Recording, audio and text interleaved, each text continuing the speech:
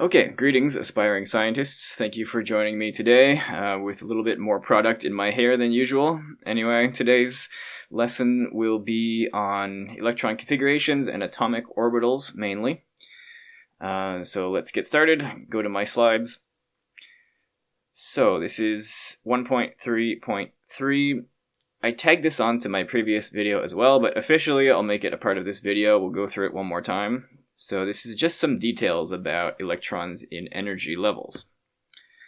So the principal quantum number, very important idea. The principal quantum number n, little n, defines the main energy level of a set of orbitals. So in my previous videos, when we talked about level 1, level 2, level 3, up to n equals infinity, level infinity, this is what we are talking about, the principal quantum number. It becomes an important idea in quantum mechanics field of physics and chemistry.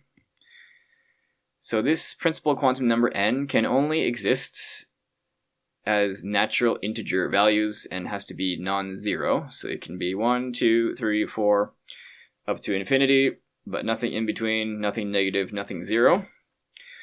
Now the number of electrons that can be in a main energy level in one of these principal quantum numbers is always 2n squared, where n is the energy level you're in. So level 1, 1 squared times 2 is 2.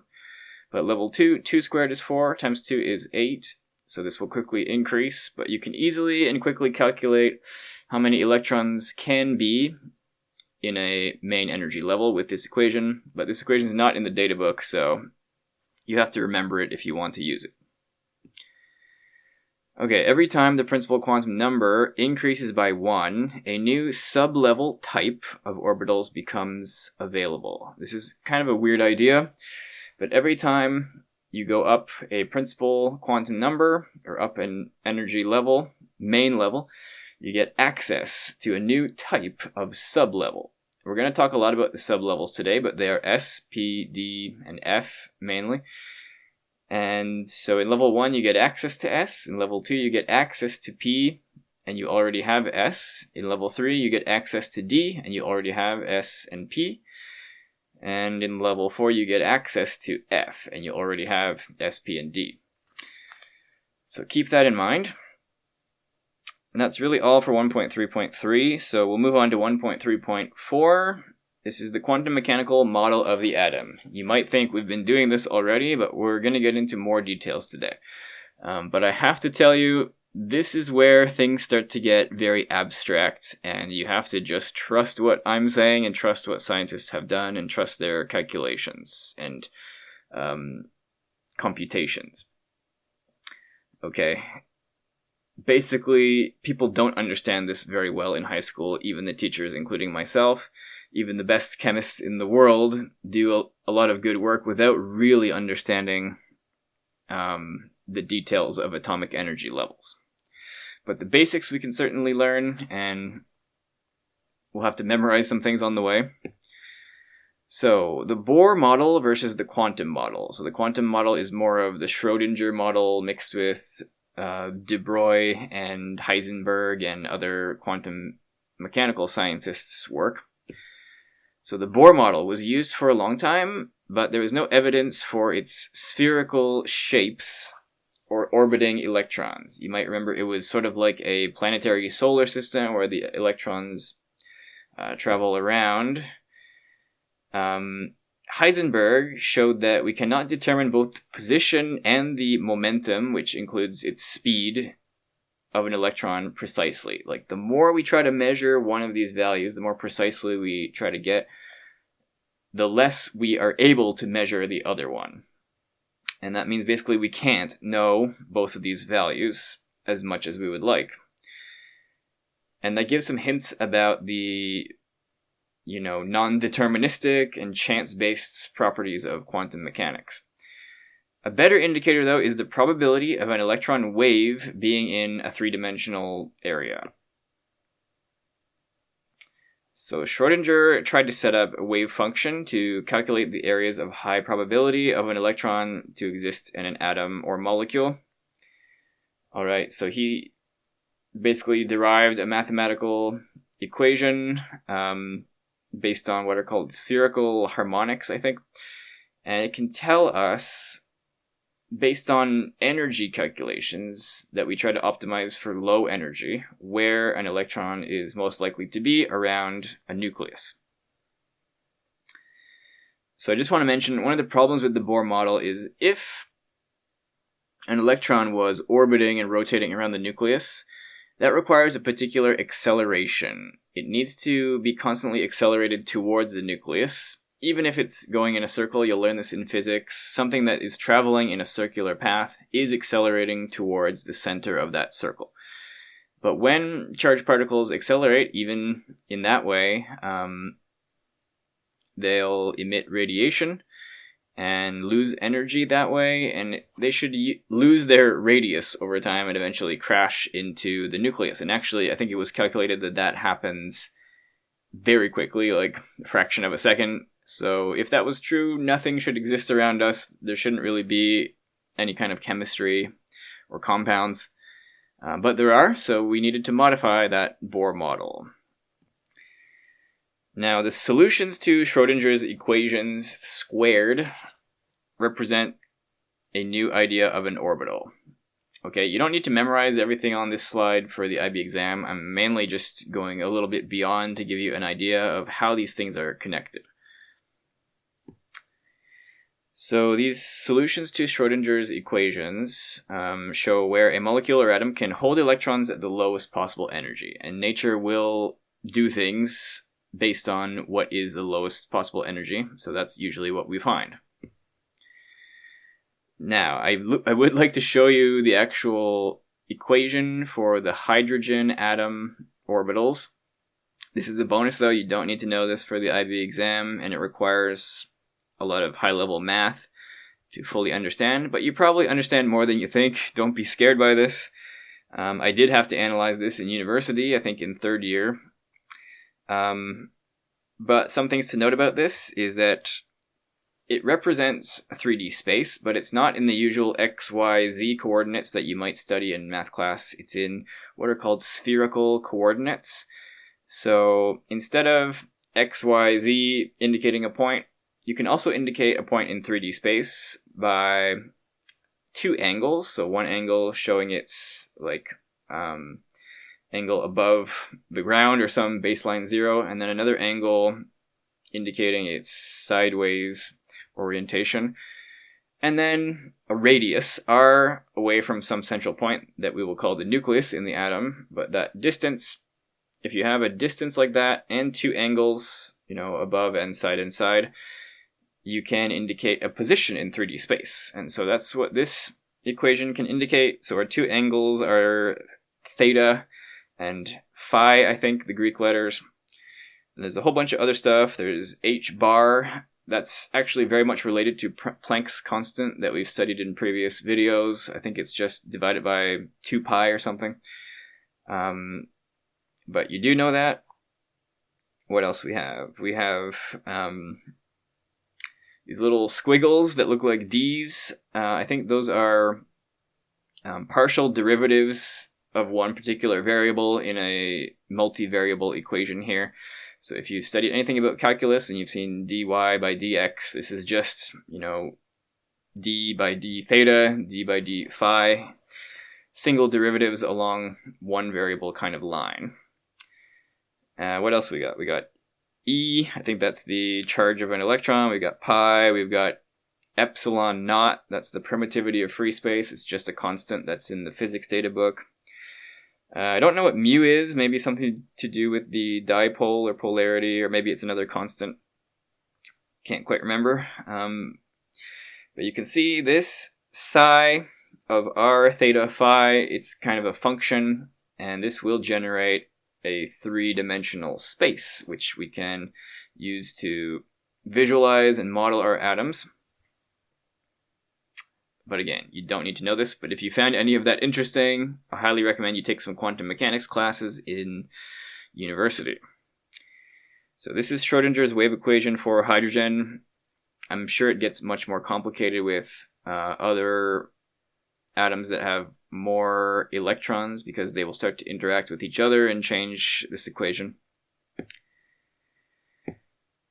Alright, so a suborbital, what is this? So as I mentioned at the beginning of this video, one orbital, or one main energy level, level 1 or level 2 or level 3, they have smaller orbitals within them, called suborbitals or sublevels. And one sublevel can hold maximum 2 electrons. No exception to that. Things will get complicated in this video, but this thing we can say for sure. One orbital can only hold max 2 electrons. It could hold 1, it could hold 0, but it can hold maximum 2. So I mentioned in the first slide I showed that these are labeled with letters S, P, D, and F. And I have on this slide some images depicting the shapes of some of these orbitals. Not all of these look the same. The first one, S, basically always will look like a sphere. Keep in mind these are three-dimensional shapes, not 2D on the page here. P orbital basically always look like this shape, kind of a dumbbell shape or butterfly. But it will be oriented in different ways. D orbitals, however, don't always look like this. This looks kind of like two p orbitals stuck together, kind of like a windmill or something. And F gets even more complicated. You can see the kind of number of lobes or areas on these is increasing by 2 each time. And that is true. Just for these examples, though, again, F orbitals can become more complicated shapes, just like D orbitals. But in IB, we're really just going to focus on the shapes of S and P orbitals, and we're just going to deal with like how many electrons can go in the D orbitals. We're not really going to talk about the shapes. And one thing I want to mention on this slide is that there are a particular number of these that can exist in one main energy level. So S orbitals, there can be 1, P, there are 3, D, there are 5, and F, there are 7 when they are available. Okay, so if you didn't catch all that, go back and watch it again and try to make notes of what I was saying, because these are kind of just rules that we need to accept at the high school level. We can't prove it that well without understanding the Schrödinger equation, and we don't have the mathematical ability to understand it at this level. Okay, main types are S, P, D, and F. Now, I do want to mention something else. This is also probably going beyond the IB curriculum, but a level 1 S orbital is not quite the same as a level 2 S orbital, which is not quite the same as a level 3, and I'm sure the same is true for P and D and F. As we go up principal quantum numbers, up main energy levels, we can start to label these orbitals with that number in the front. So you can see we've got a 1s, a 2s, and a 3s in the top left here, and there's kind of a fuzzy region, and that's a good representation of the probability area of finding our electron. Where there is colored dots, there's a high chance of finding the electron, but there's no solid line where it suddenly stops, right? It just kind of fades out as the chance of finding the electron gets very low and approaches 0. But in level 2, we get this weird thing where there's two colors, orange and some kind of green. And what that means is a difference in sign of the Schrödinger model solution, I think. So we can say that the orange color is positive, maybe. The 1s color is usually labeled positive. But the green color maybe is negative. Now that doesn't really mean much for our electrons, I think, but it means a lot when we get into chemical bonding, because only things with the same sign, positive and positive, will sort of mold together and reinforce each other to create a large area. If things that are positive and negative mix, they tend to just delete each other and cancel out. Alright, so it's not really important for electron configurations, and it's not really important for s orbitals anyway. It'll be more important for p orbitals later, but I just want to introduce that idea. You'll also notice there's kind of a white area in between this positive and negative region. That's what we're going to call a node. If you studied waves in physics, you'll know a node is where a wave doesn't exist really, or its value is 0. Same thing here. So you'll notice that kind of fuzziness indicating potential location of an electron fades out around this little ring that turns white. It's a node, there's no wave function there, and you have essentially 0 chance of finding the electron there. So you can look at the graph at the bottom. This shows where you're likely to find an electron in a 1s, a 2s, and a 3s orbital. So in a 1s, it's very close to the nucleus, and that's all. Once you move away, the probability fades out to 0. But in level 2, you have a high chance of finding the electron farther away than the 1s. There's a node as you get closer to the nucleus, and then there is kind of a small chance, maybe 5%, maybe 10%, that the electron actually is quite close to the nucleus, near where the 1s orbital is.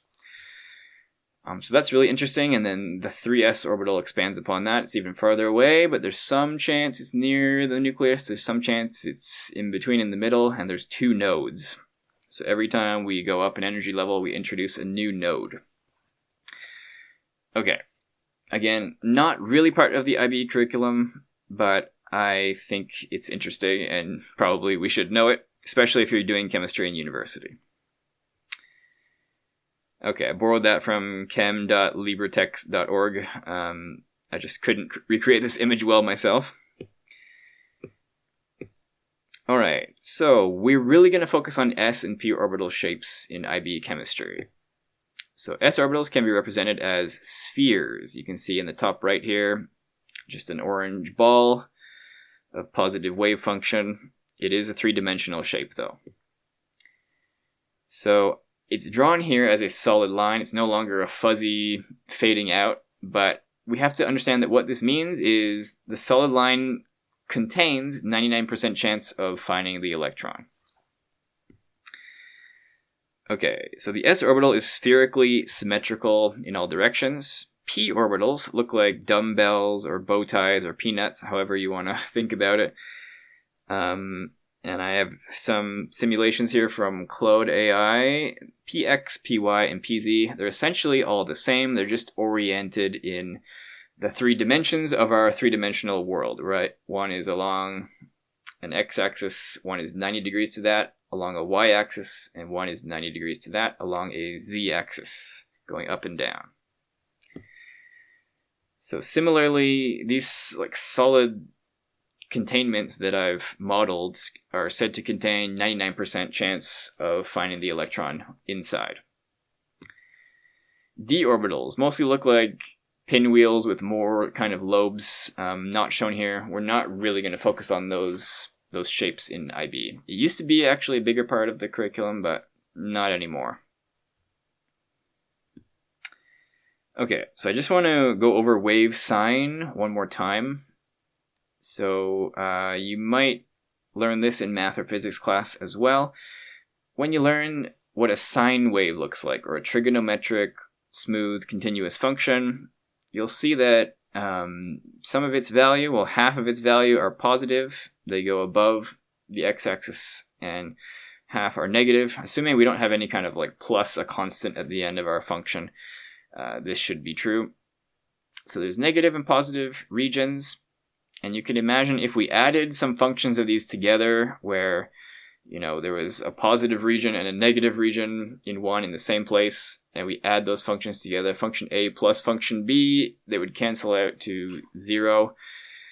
If they were positive or negative in the same place, though, those would add together constructively. It's called constructive interference, and we would get, bigger or more dense kind of function. So the colors of the p orbitals, you'll often see them drawn as red and blue or orange and blue. This represents the sign difference of that wave function.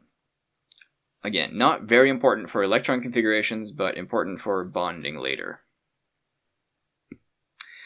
Okay, so this video is about 20 minutes. I think that's a good place to stop this one, and we'll get on to the actual electron configurations, the final SL part of this topic, in the next video.